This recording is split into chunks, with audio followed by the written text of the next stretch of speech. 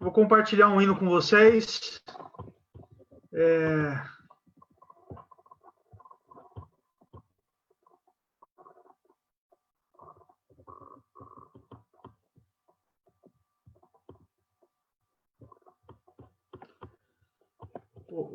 Pode cair o mundo, estou em paz. Eu vou compartilhar aqui com vocês. Deixa eu só...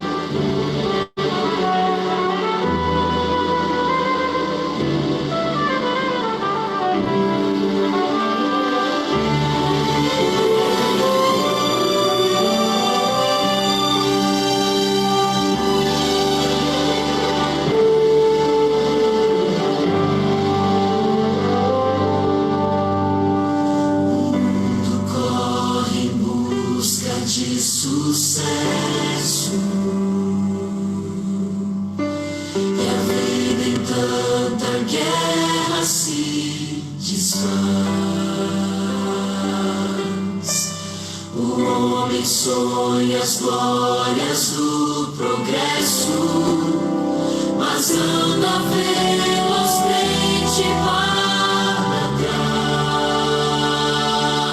trás. Só Deus concede a glória verdadeira. Só nele a vida tem real valor.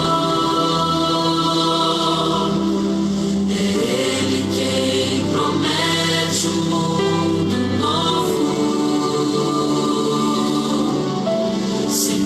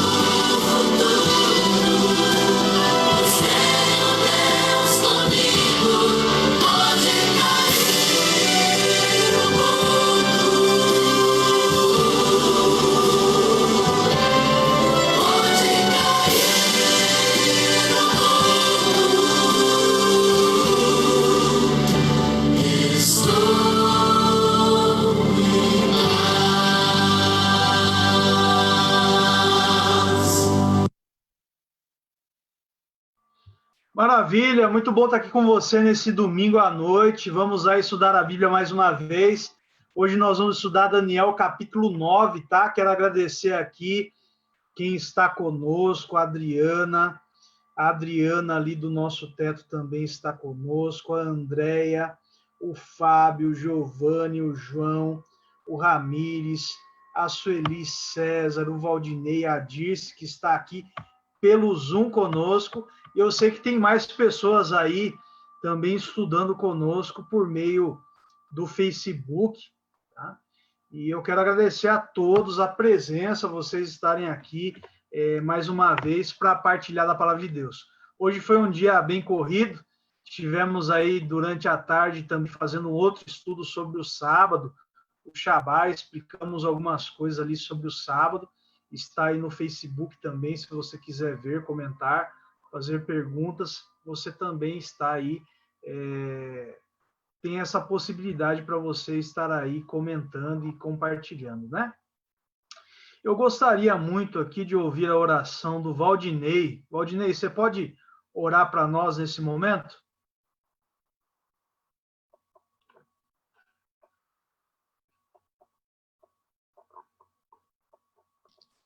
Não sei, abriu. Posso sim, pastor. Vamos dobrar o joelho, então ficaremos um pouco mais perto do nosso Deus. Poderoso e eterno Pai, louvado seja teu nome pelo dia lindo, pelo sol que brilhou, pelo ar que respiramos, pelo pulsar do coração de cada um de nós. Obrigado, Senhor, porque já estamos na parte escura do segundo dia da semana, confiante, Pai, que o Senhor vai preparar cada minuto dessa semana a cada um de nós. Estenda tuas mãos cheias de poder sobre nossos lares, sobre nossas famílias. Abençoa, Senhor Deus, o nosso trabalho, nosso ir, nosso voltar. Brinda, Senhor, cada família que neste momento está participando desta oração e outros que não estão, mas que todos estejam sendo blindados contra esse mal, contra esse vírus, contra essa pandemia que está na terra. Confiamos, Pai, no teu poder, que nas nossas vidas cumprirá o Salmo 91, que diz: 1000 cairá ao teu lado, 10.000 à sua direita, mas você não será atingido. Pai, nós oramos para entregar em tuas mãos, Pai, cada irmão de fé, este momento tão triste, Pai, que a tua igreja se encontra de portas fechadas, mas que através da mídia, Pai, possamos também te adorar, te louvar, dar estudos bíblicos, falar do teu amor e anunciar o plano da salvação. Usa, Pai, a cada um de nós, nos dê a sabedoria, nos dê o Espírito Santo, revista-nos do poder do céu, cumpra a linda promessa que o Senhor fez: onde estiver 2 ou 3 em meu nome, ali também eu estarei. Por isso, Senhor, esteja presente nos lares de cada querido irmão que neste momento está conectado conosco através do Zoom, para assistir, Senhor, esse culto pelo qual iremos estudar tua palavra. E que o Senhor não saia de nenhum lar sem deixar uma bênção muito especial na vida de cada um de nós, perdoar os nossos pecados e nos dar uma porção dobrada do teu Espírito Santo. Abençoa, Pai, os lábios do pastor, que seja só um instrumento pelo qual o teu Espírito falará ao nosso coração, e que tudo o que ouvirmos nos ajude a praticar as verdades da tua palavra. Perdoe os nossos pecados e prepare-nos uma semana com muitas bênçãos, e também, Senhor Deus, abençoe esse momento de adoração, é o que pedimos e oramos nos méritos e no nome santo de Jesus. Amém, Senhor. Amém. Amém. Muito bem, amados. Então, se você tiver com a sua Bíblia aí, você pode abrir no capítulo 9 de Daniel, para nós estudarmos juntos esse capítulo que é tão interessante e revela aí para nós algumas verdades que dão significado ali à questão temporal que ficou em suspense no capítulo 8. Então, eu entendo esse capítulo 9 aqui como uma demonstração do perdão de Deus. Daniel, ali no capítulo 8, versículo 27, ao receber a profecia do capítulo 8, nós vemos que em Daniel 8, 27 está descrito o seguinte: eu, Daniel, enfraqueci e estive enfermo alguns dias, então me levantei e tratei dos negócios do rei. espantava-me com a visão e não havia quem entendesse. Amados, Daniel, nesse momento, ele não tinha entendido a lição. Daniel estava abandonado. E em Daniel capítulo 9, esse texto aqui, ele foi escrito por Daniel. Na verdade, ele foi recebido por Daniel, essa visão do capítulo 9, essa oração que ele fez, ali no ano 538. Ano 538 situa Daniel no período já da Medopérsia. Nós vimos lá o domínio da Medopérsia sobre Babilônia já, né? Ali nos capítulos antecedentes, e aqui está situado no ano 538. É o mesmo ano em que Daniel ele enfrenta a cova dos leões. Daniel capítulo 6 ali. E Daniel testemunha o cumprimento das primeiras profecias. Então, a queda de Babilônia, né, nós vemos lá Babilônia sendo representada no capítulo 2 como cabeça de ouro, e vemos também Babilônia sendo representada no capítulo 7 como um leão com asas de águia. E nós vemos que a visão, né, a profecia, ela anda. Tá? Passa da cabeça de ouro para o peito de prata. Passa do leão com asas para o urso com um lado mais saliente que o outro, com 3 costelas na boca. Há essa transição da Babilônia para a Medopérsia. Então, ele testemunha o cumprimento da profecia. E nós vemos aqui, vamos ler o texto aqui de Daniel, para entender um pouco mais. Versículo 1. No primeiro ano de Dario, filho de Assuero, da linhagem dos Medos, o qual foi constituído rei sobre o reino dos caldeus, no primeiro ano do seu reinado, eu, Daniel, entendi pelos livros que o número de anos de que falava o Senhor ao profeta Jeremias, que haviam de durar as assolações de Jerusalém, eram 70 anos. Então você vê em Daniel capítulo 8, versículo 27, Daniel está nesse suspense, não está entendendo muita coisa. Mas aqui Daniel 9, nós já vemos uma proposta de entendimento de Daniel da profecia. Tá? Especificamente aqui, o entendimento da profecia de Jeremias, que ao transcorrer aqui do capítulo, após a oração, ele vai entender muito mais da profecia que foi revelada ali no capítulo 8. E o profeta Isaías já havia descrito Ciro como o Messias e Salvador de Israel. Então, a queda da Babilônia era algo já predito, tanto nas profecias de Daniel, quanto nas profecias de outros profetas. Inclusive, Isaías, ele não somente predisse, através da revelação divina, que Babilônia iria cair, mas predisse também quem iria fazer Babilônia cair. Quando você abre lá Isaías, capítulo 44, versículo 28,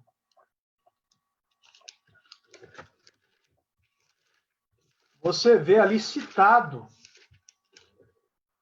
o nome de uma pessoa, e essa pessoa é Ciro. Lá no versículo 14, nós vemos o 48, Isaías 48, versículo 14, já vemos o nome de Ciro. Fala, o Senhor amou a Ciro e executará a sua vontade contra a Babilônia, e seu braço será contra os caldeus.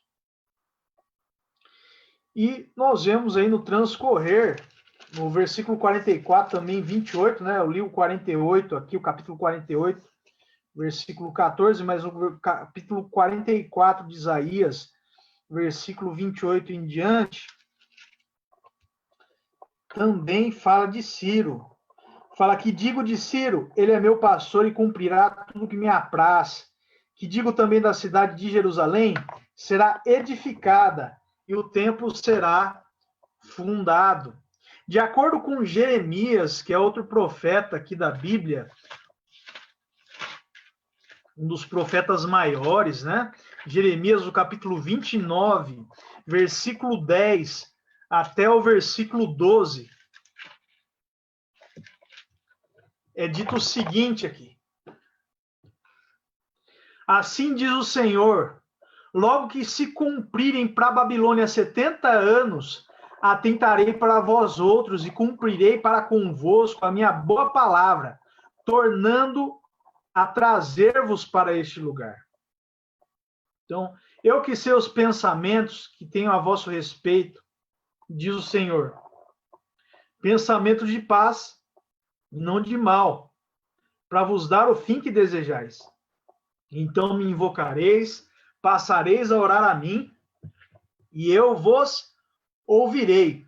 Então essa mensagem de Jeremias, ela foi lida por Daniel, e Daniel entendeu que o tempo da assolação de Jerusalém estava chegando ao fim.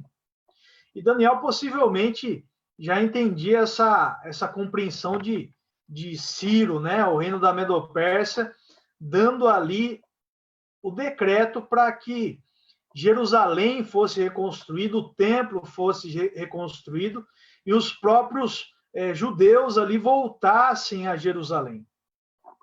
Segundo a Crônicas, capítulo 36, versículo 18 a 23, nós vemos que Ciro ele tinha a compreensão de que ele seria usado por Deus para edificar uma casa a Deus em Jerusalém e para que o povo subisse lá também. Então, contando desde a destruição de Jerusalém, a destruição de Jerusalém ocorreu no ano 605 a.C., o capítulo 9 já havia se passado aí 68 anos dessa destruição que Nabucodonosor fez em Jerusalém. O povo, nesse capítulo 9, estava no exílio ainda, Jerusalém estava em ruínas, e o profeta ele foi animado com o cumprimento parcial das profecias reveladas a ele, e ele lança-se aos pés de Deus em oração, assim como é o desafio, o convite que Jeremias faz ao falar sobre essa profecia dos 70 anos, né, em que duraria ali a assolação de Jerusalém. Então vamos voltar aqui para Daniel no capítulo 9 e vamos continuar a nossa leitura. Nós vamos entender um pouco mais sobre Daniel, essa oração que ele fez, como que ele se comportou nessa oração. No versículo 3 diz, voltei o rosto ao Senhor Deus para buscar com oração e súplicas, com jejum, pano de saco e cinza. Essa postura aqui é uma postura de quem busca um arrependimento. Esses meios aqui, né, jejum, pano de saco e cinza, simbolizam morte, simbolizam uma situação de pecado e arrependimento.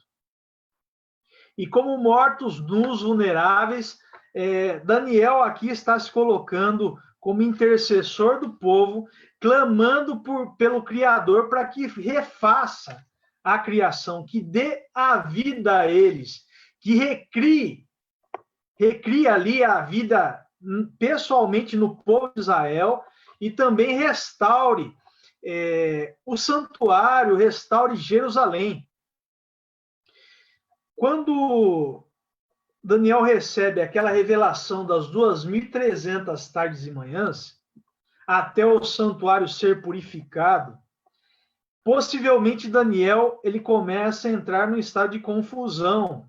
Por quê? Porque a profecia de Jeremias dizia que eram 70 anos. Como agora seriam 2.300 anos para o santuário ser purificado? Nós vemos em Daniel 8 que ali a profecia de Daniel 8 está envolta em cerimônias do templo, tem lá o carneiro, tem lá o bode, tem lá o chifre pequeno, tem lá esse falar do dia da expiação, do dia do Quipur, né, do dia do juízo. Então ele pensa assim, Olha, vai durar 2.300 anos, será? Ele vai pesquisar a Bíblia, ele descobre que são 70 anos, ele se põe a clamar. Será que por causa do pecado teria mudado a profecia? Mas não é o caso aqui, e daí Daniel vai aprender ali junto a Gabriel, né? O que significa essa profecia. Então, no versículo 4 diz: orei ao Senhor, meu Deus, confessei e disse: ah, Senhor, Deus grande e temível, que guardas a aliança e a misericórdia com os que te amam e guardam os teus mandamentos. Temos pecado e cometido iniquidade. Versículo 5. Procedemos perversamente e fomos rebeldes, apartando-nos dos teus mandamentos e dos teus juízos. E não demos ouvidos aos teus servos, os profetas, que em teu nome falaram aos nossos reis, nossos príncipes, nossos pais, como também a todo o povo da terra. A ti, ó Senhor, pertence a justiça, mas a nós o corar de vergonha. Como hoje se vê aos homens de Judá, aos moradores de Jerusalém, todo Israel, quer os que de perto, quer os de longe, em todas as terras por onde tens lançado, por causa das suas transgressões que cometeram contra ti. Ó Senhor, a nós pertence o corar de vergonha, aos nossos reis, aos nossos príncipes, aos nossos pais, porque temos pecado contra ti. Então você vê uma ênfase de Daniel na questão do arrependimento. Daniel, ele se ajoelha em busca de um perdão de Deus para que Deus restaure logo o status de Jerusalém, restaure logo o templo, para que eles possam voltar para a sua terra natal. Imagina só passar tanto tempo dentro de Babilônia. Daniel já estava no limiar ali da destruição, do restabelecer da Babilônia, do decreto a ser colocado, né? Então, Daniel está no limiar desses 70 anos. E nós vemos que essa é a 7ª e última oração do livro de Daniel. O pecado era muito grande, né? Você vê o reconhecimento do pecado de todos ali. Inclusive, Daniel se insere como sendo uma pessoa que tinha pecado, tinha cometido pecado. Como intercessor, ele se insere nesse meio como pecador. E ele fala: a nós pertence o corar de vergonha. Nós fomos rebeldes. Nossos pais foram rebeldes, nossos príncipes foram rebeldes. Nós estamos aqui em Babilônia por justa causa. E aqui Daniel ele se baseia na misericórdia de Deus e no perdão de Deus. O versículo 9 fala: ao Senhor nosso Deus pertence a misericórdia e o perdão. E aqui eu acho que está a base de todo Daniel capítulo 9. Daniel capítulo 9, ele é baseado nessa questão do perdão divino. E aqui Daniel ora até pelo pecado dos pais, né? Eu estava lendo Mervyn Maxwell, né, das profecias de Daniel, o livro que fala sobre as profecias de Daniel de Mervyn Maxwell, que é historiador, teólogo. E ele pergunta assim: por que orar por pessoas pelo pecado de pessoas que já morreram? Tem pessoas que começam a cogitar, né? Vamos orar pelo pecado dos mortos? Não. Esse orar aqui pelo pecado dos príncipes, dos pais, na verdade era um reconhecimento do pecado geral da nação que tinha levado eles até esse ponto. E reconhecer o pecado dos outros realmente faz com que a pessoa ela ande de maneira diferente. Esse arrependimento aqui, ele tem uma conotação abrangente, que também entende que outros falharam e Daniel fala assim: não vamos seguir esse caminho trilhado, nós precisamos do perdão do Senhor, estamos arrependidos por isso. E ele reconhece no versículo 11, sim, todo Israel transgrediu a tua lei, desviando-se para não obedecer à tua voz, por isso a maldição e as imprecauções que estão escritas na lei de Moisés, servo de Deus, se derramam sobre nós, porque temos pecado contra ti. Ele confirmou a sua palavra, que falou contra nós, e contra os nossos juízes que nos julgavam, e fez vir sobre nós grande mal, porquanto nunca debaixo de todo o céu aconteceu o que se deu em Jerusalém. Como está escrito na lei de Moisés, todo esse mal sobreveio. Apesar disso, não temos implorado o favor do Senhor nosso Deus, para nos convertermos das nossas iniquidades e nos aplicarmos à tua verdade. Então, o reconhecimento aqui dessa necessidade de conversão, do aplicar-se à verdade de Deus. Você vê que o pecado, a maldição, ela está relacionada com a transgressão dos mandamentos de Deus. Tudo que aconteceu em Jerusalém ali foi efeito da transgressão em que eles se colocaram, não ouvindo a voz de Deus, se desviando do caminho de Deus. E na verdade, ó Senhor, versículo 15, nosso Deus, que tiraste o teu povo da terra do Egito com mão poderosa, e a ti mesmo adquiriste renome, como hoje se vê, temos pecado e procedido perversamente. Daniel ora pelo povo. Daniel, ele ora nesse texto aqui pela cidade de Jerusalém também, nós vamos ver aqui o versículo 16, mas interessante aqui que ele lembra do Deus que tirou eles do Egito. Daniel, ele tem raízes históricas, a fé de Daniel. A maneira com que ele intercede, a maneira litúrgica ali, lembra a questão dos eventos passados, a libertação que Deus fez pelo seu povo Israel do Egito. E essa libertação do passado traz uma expectativa futura, uma esperança futura. A esperança de Daniel está em Deus. A esperança de fazer um novo início, de dar a ele um futuro e dar à nação um futuro. Aqui Daniel usa o nome Yahvé, o nome de Deus da história, o Deus da aliança é mencionado 7 vezes nesse capítulo. Versículo 4, versículo 9, versículo 10, versículo 13, versículo 14 e versículo 20.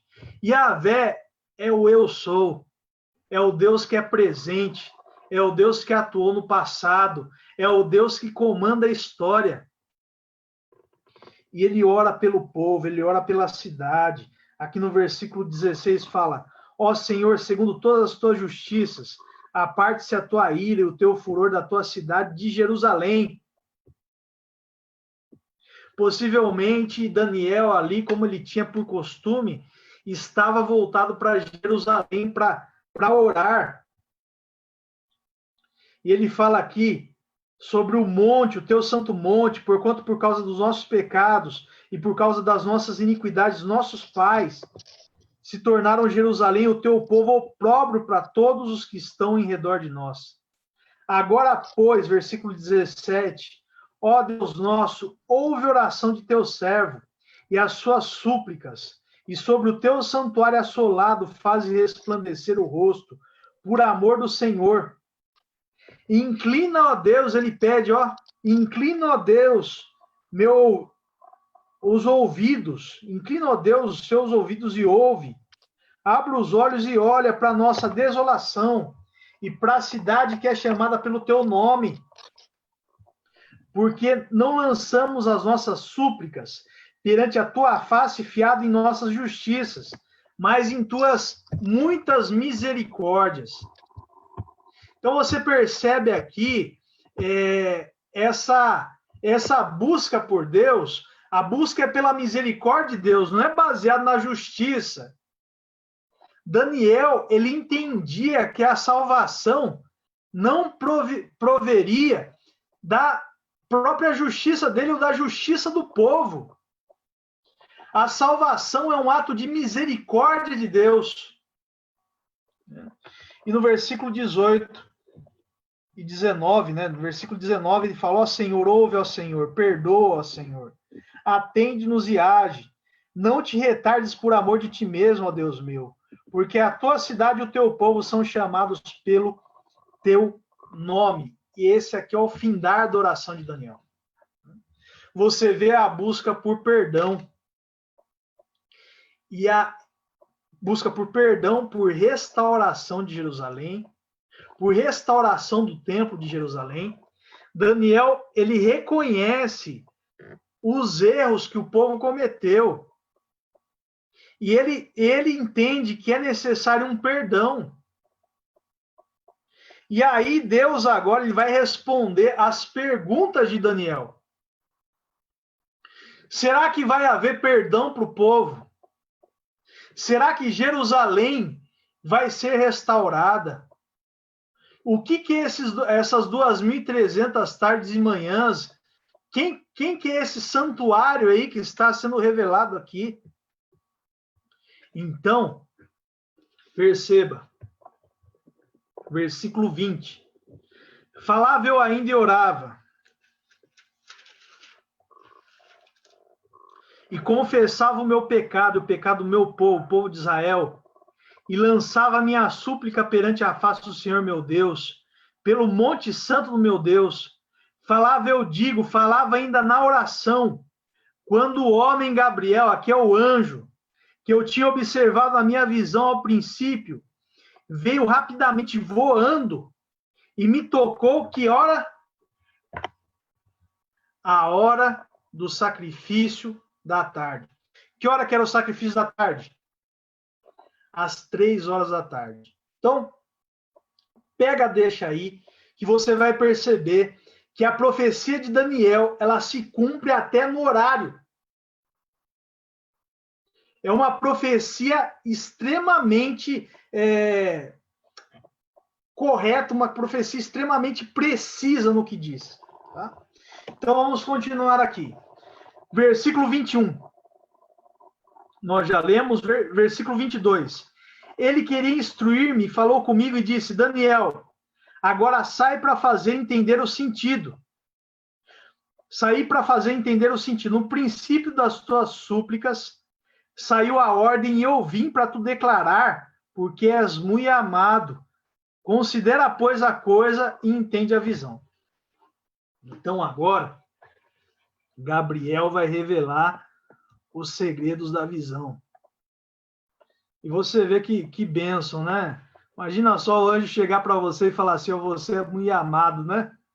Olha só que bênção que Daniel recebe essa declaração. E aqui começa a profecia das 70 semanas. 70 semanas estão determinadas sobre o teu povo e sobre a tua santa cidade. Essa palavra determinadas é uma palavra que no hebraico ela é cortar. 70 semanas são cortadas. Cortadas da onde? Então nós vimos aí na semana passada que Deus revelou ali um período de tempo de 2.300 anos. Só que assim, esses 2.300 anos ficaram em suspense. Não existia período de início dos 2.300 anos e, por isso, não existia também período de fim. Tá? A transgressão do chifre pequeno iria acontecer, né? E você vê que a purificação do santuário, que aqui nós vemos que nós vamos entender que é o santuário celestial, ela só ocorreria após 2.300 anos. O Quipur, o dia da expiação, o dia do julgamento dos homens, iria acontecer dali 2.300 anos. Então, desses 2.300 anos, Deus começa a explicar uma parte desses 2.300 anos, que são 70 semanas. 70 semanas é equivalente a 490 anos. Porque 70 vezes 7, tá? E na profecia, um dia equivale a quanto? A 1 ano. A profecia, ela mostra que um dia equivale a 1 ano. Ezequiel 4, versículo 5, Números 14, versículo 34, revela que cada dia na profecia equivale a 1 ano. Então, 490 anos são determinados. E agora a gente vai ver para quê. Tá? Aí a data também de início desse período, 2.300 anos e das 70 semanas. Elas são determinadas sobre o povo de Israel, e sobre a tua santa cidade para fazer cessar a transgressão. Então, aconteceria um evento perdoador, de cessamento dessa transgressão, de perdão dessa transgressão, para dar fim aos pecados, para expiar a iniquidade, para trazer justiça eterna, e para selar a visão e a profecia, e para ungir o Santo dos Santos. E agora nós começamos a entender aonde começa a profecia dos 2.300 anos e das 70 semanas, que são 490 anos. Versículo 25 diz o seguinte: sabe e entende, desde a saída da ordem para restaurar e para edificar Jerusalém. E aqui nós descobrimos quando começa a profecia das 70 semanas e quando começa a profecia dos 2.300 anos. Tá? É no ano 457. Mas, pastor, por que no ano 457 antes de Cristo que acontece tudo isso? Então, deixa eu explicar para você. Existiu alguns decretos feitos durante o tempo para que Jerusalém fosse reconstruída. Foram 3 decretos que aconteceram para que Jerusalém fosse reconstruída. Então, nós vemos que desses 3 decretos, né, um foi feito por Ciro, o segundo foi feito por Dario, e o terceiro foi feito por Artaxerxes. O primeiro decreto foi expedido ali no ano 538 já. Tá? Logo que Babilônia caiu, tá? Ciro já fez esse decreto. O segundo foi feito na época ali de Dario, e finalmente o terceiro na época de Artaxerxes. E por que seria o terceiro? O terceiro é o que foi mais efetivo dos 3 decretos. O terceiro, ele foi o mais completo dos 3 decretos, porque ele envolvia tanto a reconstrução do templo, quanto o restabelecimento da estrutura política e administrativa de Jerusalém. E, finalmente, é o único que menciona de maneira explícita a intervenção de Deus, como é dito lá em Esdras, capítulo 7, versículo 27 e 28. Fala assim, ó o decreto, bendito seja o Senhor, Deus dos nossos pais, que deste modo moveu o coração do rei para ornar a casa do Senhor, a qual está em Jerusalém, e que estendeu para mim a sua misericórdia. Assim me animei, segundo a boa mão do Senhor meu Deus, sobre mim, e ajuntei de Israel alguns chefes para subirem comigo. Isso aqui está descrito ali em Esdras. Então, o terceiro decreto que aconteceu na época de Xerxes, no ano 457, é o decreto que cumpre ali de modo efetivo a profecia. Então, desde a ordem para restaurar Jerusalém, nós vemos aí a profecia se iniciando. E aqui fala, desde a ordem para restaurar e para edificar Jerusalém até o ungido ao príncipe, ao ungido ao príncipe, que seria Jesus, o Messias, 7 semanas e 62 semanas. Tá? 7 mais 62 são 69 semanas. 69 semanas de dias, né? Seria 680 Não, desculpa, 483 anos, 483 dias, desculpa. E 483 dias, no princípio dia-ano, porque estamos falando de profecia, seriam 483 anos. Então, você fazendo as contas aí, você descobre que desde o ano 457, mais 483 anos, que são 69 semanas, iria aparecer o príncipe, o ungido. Sabe que data cai isso daqui? No ano 27 depois de Cristo. O ano 27 depois de Cristo, sabe que ano é? É o ano em que Jesus foi batizado. Foi a unção de Cristo Jesus. E esse ano aqui é o mesmo ano que Cristo inaugura o seu ministério aqui na Terra. Em Lucas capítulo 4, versículo 18 e 19, Jesus, ele levanta, vou até ler para vocês. Ele levanta ali no meio da sinagoga.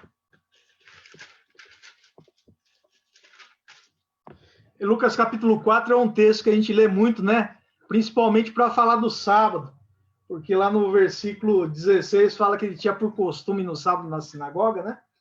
E ali diz o seguinte: então lhe deram o livro de Isaías, versículo 17, e abrindo o livro achou o lugar onde está escrito: o Espírito do Senhor está sobre mim, pelo que me ungiu para evangelizar os pobres, enviou-me para proclamar libertação aos cativos, restauração da vista aos cegos, para pôr em liberdade os oprimidos e apregoar o ano aceitável do Senhor. E no versículo 20 fala: tendo fechado o livro, devolveu ao assistente da sinagoga e sentou-se. E todos da sinagoga tinham os olhos fitos nele. Então passou Jesus a dizer-lhes, olha o que ele disse: hoje se cumpriu a escritura que acabais de ouvir. Ele fala sobre o ano da libertação. E aqui as 70 semanas, elas têm essa ideia de libertação, de perdão. E ali se inicia o ministério do ungido. É o ano que se unge o príncipe, que Jesus é batizado e fala essas palavras na sinagoga. E aí, o que acontece aqui nessa profecia? Essa profecia, você vê que tem 2 pontos após as 2 semanas. Então, até o ungido príncipe, 7 semanas, 62 semanas, ponto e vírgula. Existe aqui. E aqui, após isso, é falado sobre outra realidade, tá? Que é com respeito a Jerusalém. Mas vamos lá para a parte A, a primeira parte do versículo 26. Diz o seguinte: depois das 62 semanas, será morto, ungido e já não estará. E o povo de um príncipe, e daí tem um ponto e vírgula, né? Depois das 62 semanas, será morto, ungido e já não estará. E vamos lá para o versículo 27 até o ponto e vírgula de novo. Ele fará firme aliança com muitos por 1 semana. E na metade da semana, fará cessar o sacrifício e a oferta de manjares. Ponto e vírgula novamente. Então, Deus ele tá mostrando para Daniel quem que era o Messias. A primeira parte ali da profecia, até o ponto e vírgula que nós vemos, do versículo 26 ali, né?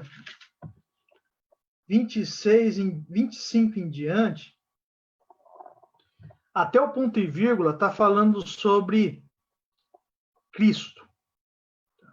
Depois do ponto e vírgula, está respondendo uma outra coisa para Daniel. Tá?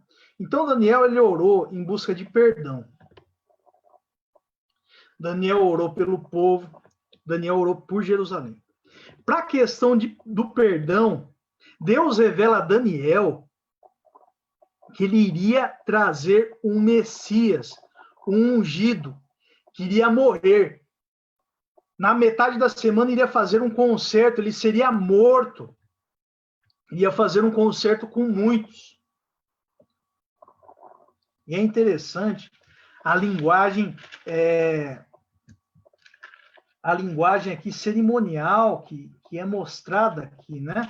Você vê, por exemplo, essa questão de será morto, fará uma firme aliança, fará cessar o sacrifício e a oferta de manjares. Então, o sacrifício era o quê? Era a morte do cordeiro, que era feita no templo. Então, aqui fala que na metade da última semana, esse ungido seria morto e faria cessar o sacrifício. Essa ideia de metade da segunda semana é bem no meio, temporalmente é bem no meio da última semana. Então, 7 anos, né, que a última semana são 7 anos, conforme a ideia profética. Se você dividir 7 anos no meio, dá 3 anos e meio. 3 anos e meio é o tempo, é o tempo do ministério de Cristo Jesus nessa terra. Então, após 3 anos e meio de ungido príncipe, o príncipe seria morto, Jesus seria morto, e faria cessar as cerimônias, o sacrifício, o templo, né, os sacrifícios do templo seriam cumpridos em Cristo. Isso está sendo falado a Daniel, muito antes de Cristo chegar a essa terra, encarnado. Tá? E outra coisa, outra resposta que é dada a Daniel é sobre Jerusalém. Daniel ele tinha um apego tremendo a Jerusalém, né? Ele orava ali pela janela, olhando para Jerusalém, né? Na direção de Jerusalém. E ele tinha muito apego a Jerusalém, era a casa dele, era a terra natal. Só que Deus revela um negócio para ele. E aí é algo que possivelmente ele deve ter se frustrado, né? Deus ele mostra ali através da profecia dos 70 anos de Jeremias que estava chegando ao fim a questão do exílio babilônico, que o povo realmente iria voltar para Jerusalém após os 70 anos. Só que Deus ele mostra a Daniel que mesmo voltando a Jerusalém, mesmo reedificando, e aqui diz aqui após os 2 pontos, no versículo 25, após os 2 pontos, fala assim, as praças e as circunvalações se reedificarão, mas em tempos angustiosos. Isso aconteceu. Biblicamente, estudando lá Esdras, Neemias, você percebe que foi reedificada Jerusalém. Em tempos angustiosos, porque samaritanos, outros povos ficavam impedindo eles de reconstruir. Então, para aquela pergunta de Daniel, vamos voltar para Jerusalém? Essa pergunta ela é respondida a Daniel. As praças, as circunvalações, elas vão ser reedificadas. E o que mais diz aqui sobre Jerusalém? E aqui, após a morte do Messias, né, no versículo 26, fala que o povo de um príncipe que há de vir destruirá a cidade e o santuário, e o seu fim será num dilúvio, e até ao fim haverá guerra, desolações são determinadas. Então, Deus fala para Daniel vai ser reedificado, só que após a morte de Cristo, o que vai acontecer? Vai vir um rei e vai destruir a cidade de novo, e vai destruir o templo de novo. Isso aconteceu. Você vê lá que no ano 70, Tito invadiu Jerusalém e destruiu Jerusalém. Tá? Então, aqui dá uma noção dos eventos que aconteceriam, né? Os eventos que demarcam ali a vinda de Cristo, o batismo de Cristo, a morte de Cristo, e situa aqui o ungido, né? Após a morte do ungido, a destruição da cidade de Jerusalém. E no versículo 27 fala, sobre as asas da abominação virá o assolador, até que a destruição que está determinada se derrame sobre ele. Então, o Império Romano, que é ali o último império revelado ali como animal, né? O animal terrível e espantoso, as pernas de ferro da estátua, é o império que destrói Jerusalém. E aqui nós descobrimos uma coisa, que a base que Daniel tinha em Jerusalém, aquele afã pelo templo, quando Deus está falando aqui no capítulo 8 de Daniel, ele não está se referindo à purificação do templo terrestre, mas à purificação de um outro templo celestial. O dia de juízo que estava ocorrendo no céu. Daniel era muito apegado ao templo terrestre. E você vê que o templo em Jerusalém está destruído até hoje. Tá? E, na verdade, Deus parece que coloca Daniel numa outra esfera de pensamento. Ele fala, Daniel, pense agora não nas coisas terrestres. Não pense no seu lar terrestre. Não pense no santuário terrestre. Daniel, isso tudo aqui vai ser destruído. Pense no que é celestial. Eu vou fazer um juízo no céu. E por meio desse príncipe que vai morrer por vocês, esse juízo vai ser executado. Esse príncipe, ele vai entregar o seu sangue por vocês. Ele vai perdoar os pecados do seu povo. E não se embase nas coisas terrenas. Entenda que existe uma outra cidade para você. Uma cidade, eu digo isso, né? Mas dá a entender isso. Uma cidade celestial. Não se apegue às coisas terrenas. Se apegue às coisas celestiais.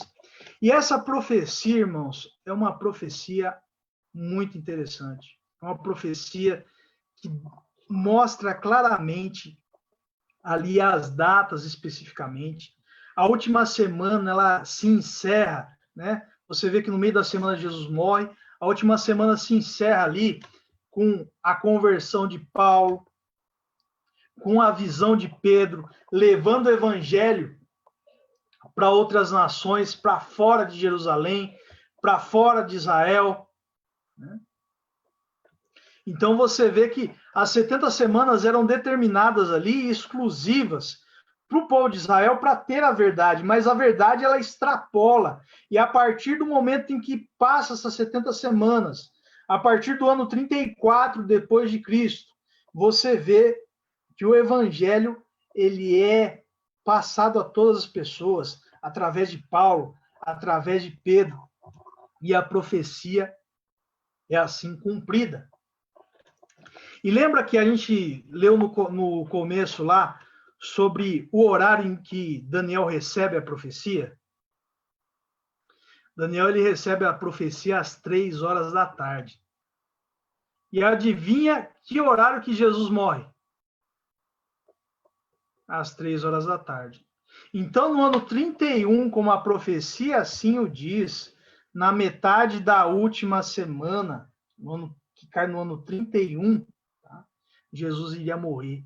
E ele morre até no horário que era ali o sacrifício da tarde. Tá?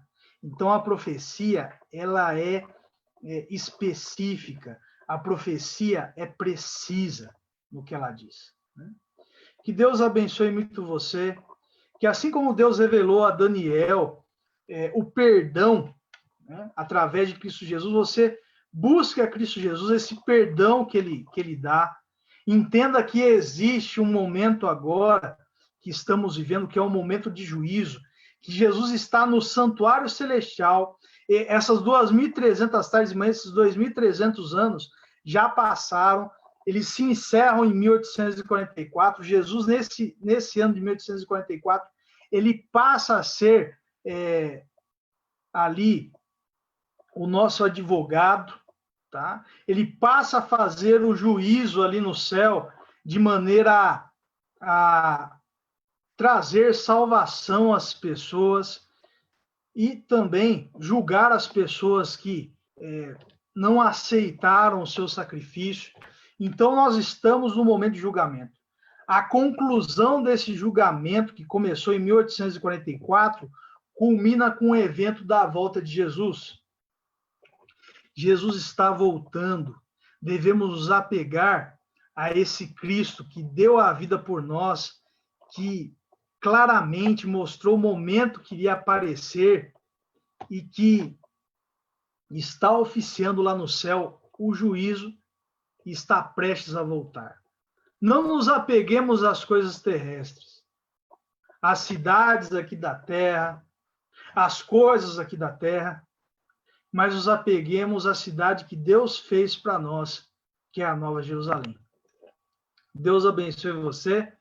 Tenham todos aí uma ótima noite e eu quero agradecer a todos que ficaram até aqui nesse momento, tá? Antes de nós terminarmos aqui, eu vou fazer uma oração com vocês e vou colocar um hino aqui para finalizarmos, tá bom? Então vamos orar? Senhor nosso Deus, grande Pai que está nos céus, nós damos graças a Ti por esse momento de estarmos juntos. Apesar da distância, nós estamos conectados aqui como igreja e pedimos uma bênção especial sobre o seu povo. Senhor, perdoa o seu povo. Senhor, seja misericordioso para conosco. Estamos numa crise que parece não ter fim, uma crise que não vemos um futuro claro pela frente, mas sabemos que muitas coisas vão acontecer ainda.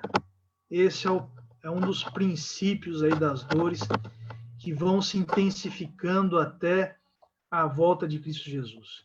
E pedimos que o Senhor transforme o nosso coração, que nós possamos estar de coração aberto para que o Senhor entre no nosso coração e faça uma transformação. Que nos apeguemos ao teu perdão e entendamos que esse sacrifício custou muito caro. Essa entrega de Jesus na cruz foi algo tremendo,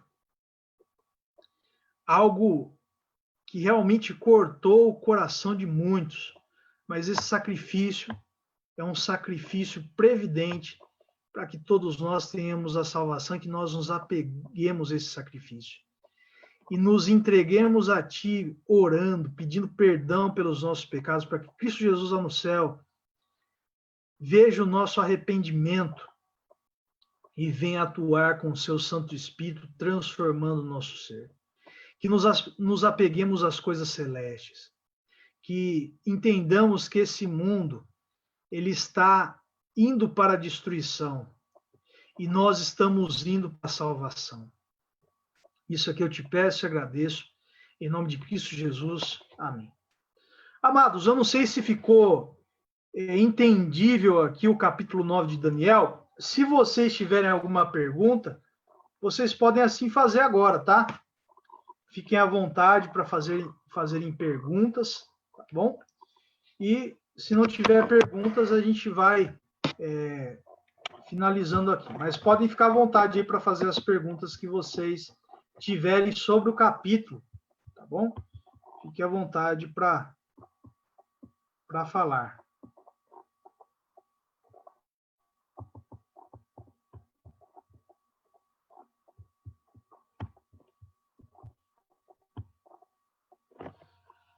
Se alguém tiver também uma contribuição que queira fazer, também pode fazer a contribuição aí, se assim o quiser, tá bom?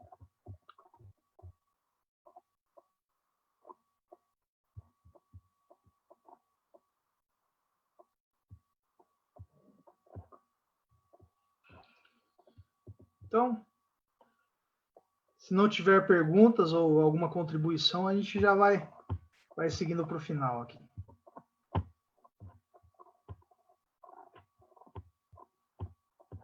Eu vou compartilhar um hino com vocês aqui, uma música com vocês. E desde já eu quero agradecer aqui a Adriana e o João, a Andréia, a Edilane, o Fábio, o João, a Neili, o Pontes aqui, o Ramires Burkner, a Raquel, a Sueli, o Valdinei, a Valdirene e a Hilda, por estar conosco aqui. Vamos lá então, vamos ouvir esse hino.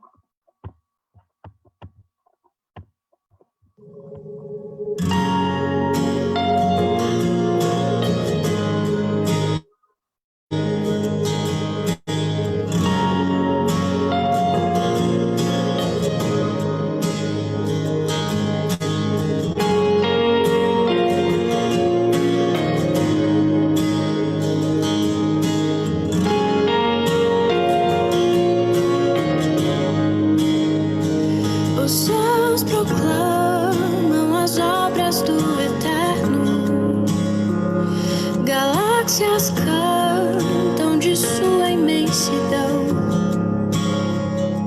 e uma voz com sons de glória ecoa em toda a criação, do grão que faz a vida irromper, o esplendor, o invisível faz nascer, e uma voz com sons de glória ecoa em nosso coração. Diante dele nos rendemos, é tudo por ele, tudo por ele. A ele a glória e para sempre, é tudo por ele, tudo por ele.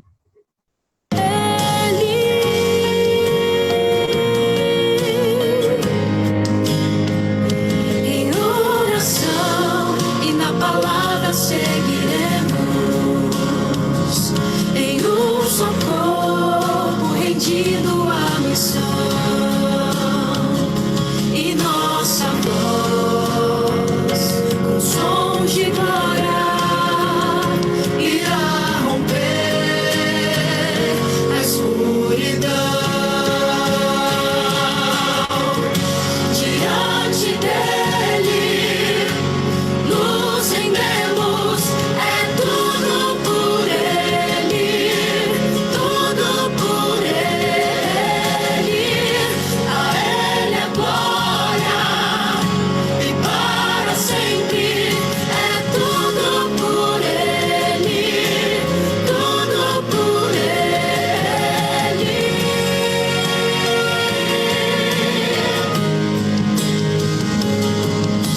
A ele a honra, a glória e o louvor, que o reino seja em nós, e nossa vida só por ele. A ele que seja, que o reino seja em nós, nossa vida só por ele. A honra, a glória e o seja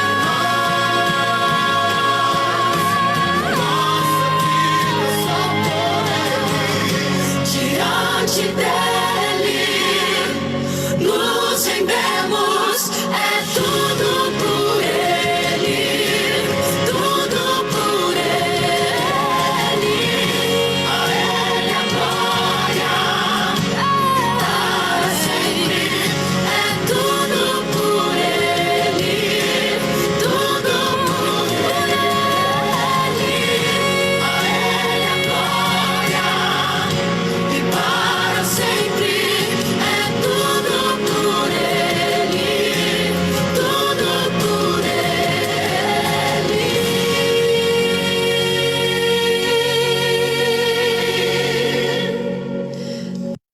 A ele a honra, a glória e o louvor, que o reino seja em nós, e nossa vida só por ele.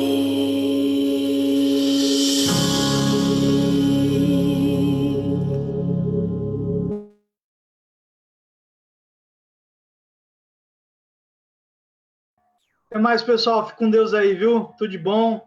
Sueli, a Keila, a mãe aí, o Fábio, o João, todo mundo que está aí com a gente, a Andréia, Raquel, Valdirene, Edilane, o Ramires. Até mais aí para vocês. Fiquem todos com Deus. Uma boa semana.